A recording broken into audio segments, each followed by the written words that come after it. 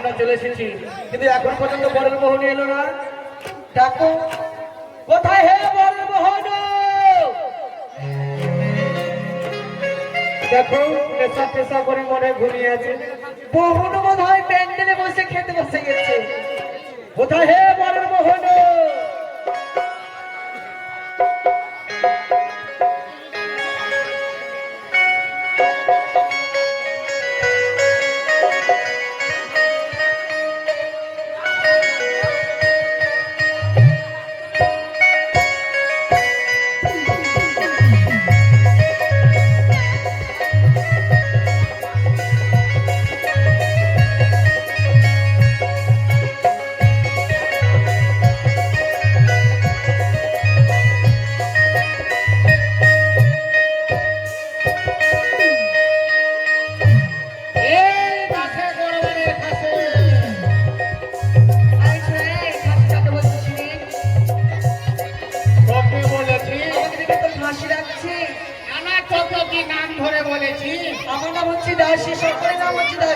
আমি বলতেই পারি।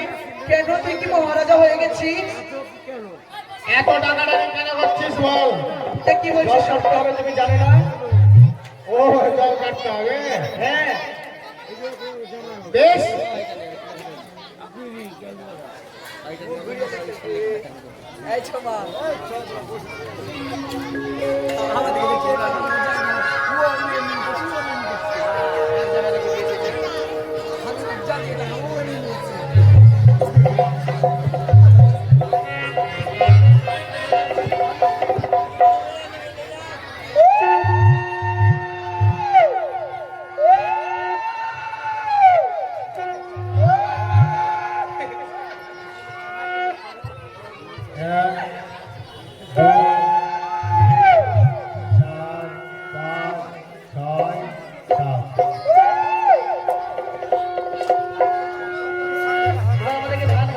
চলো।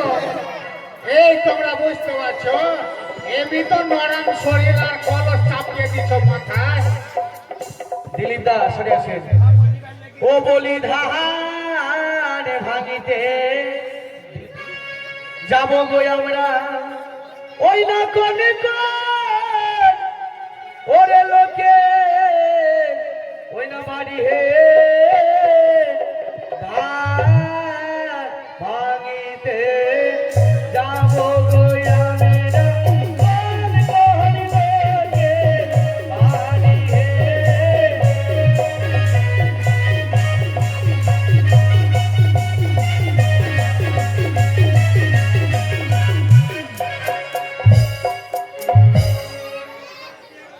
বলে কার বাড়ি গেলে ভালো হবে ধান ভাঙতে?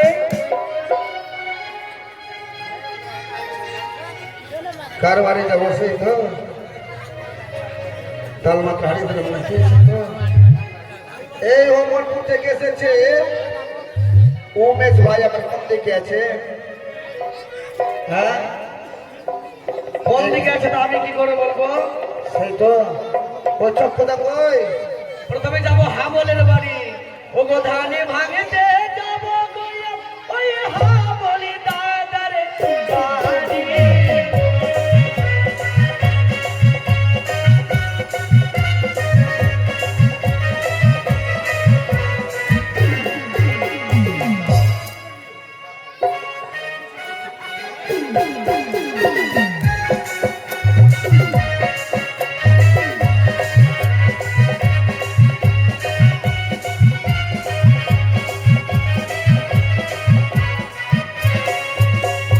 ধানে ভাঙিতে